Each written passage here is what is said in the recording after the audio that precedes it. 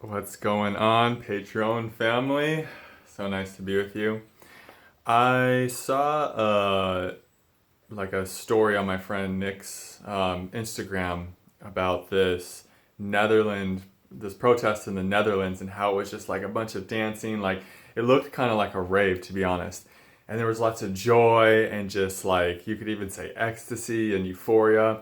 And this is how I don't even want to say the word fight, but this is how you um, defeat tyranny. It's not, you don't defeat tyranny at its level with like hate and fear, because that's what tyranny promotes and uses for power and control is hate and fear. So when you try to fight tyranny with hate and fear, you basically kind of play into it and you become that which you're trying to defeat or overcome.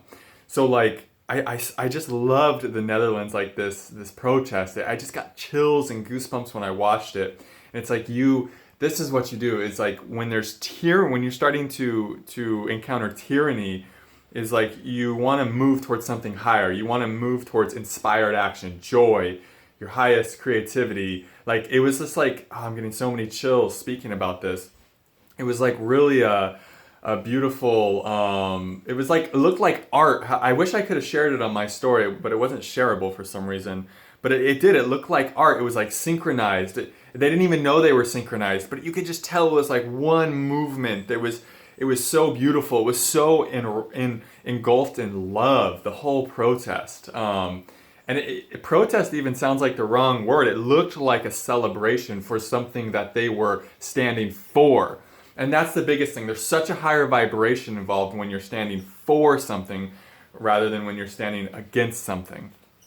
Um, and and like it's better to speak against something, like speak out against something, than to not say anything at all.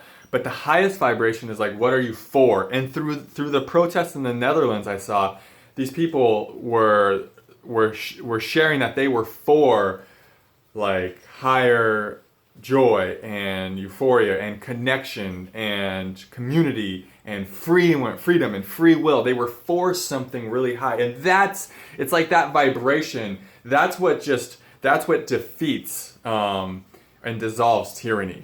It's like Gandhi defeated the British Army without ever firing a single shot. It's because he had this vibration of peace and love. And it's just like, this is what's needed on earth right now. It's so easy to fall into this, like to get into the screaming match, right? And to get into like this whole back and forth at this lower vibration. I get it. It's so easy to let the anger, cause us to fall into separation.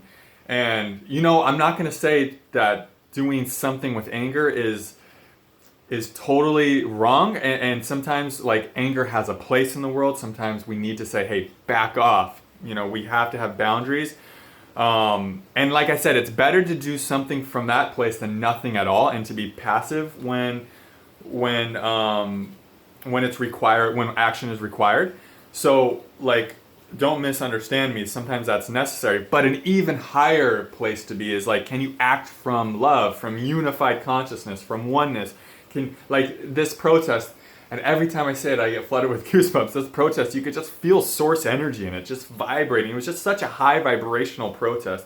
It was really incredible. And I tell you what, if we start seeing more and more protests like the one we're seeing in the Netherlands, tyranny doesn't stand a chance, because tyranny operates at this lower vibration of fear and hate and control. And when you are protesting, when you are living in connection with others in this unified place of love and peace and euphoria, it's just like, this is all just kind of a game of energy. And this is what spirit is compelling us to do as light workers. It's to be here and to shine our light as bright as possible. So whatever brings you into a state of unified consciousness, of love, of joy, this is what's going to help free will remain. This is what supports free will. This is what supports the movement of freedom on earth right now. There's a huge movement of freedom on earth right now, and it has so much fucking momentum.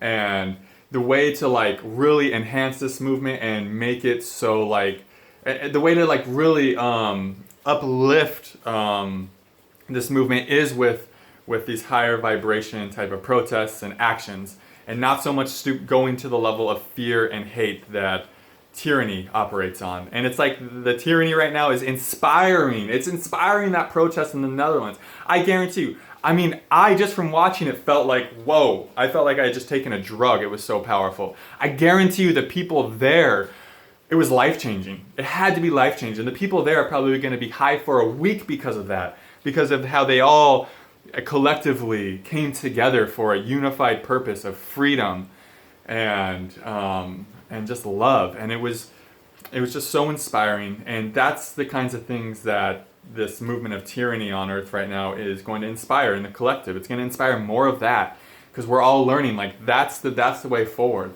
I think it's what was demonstrated in the 60s with the hippie movement, right?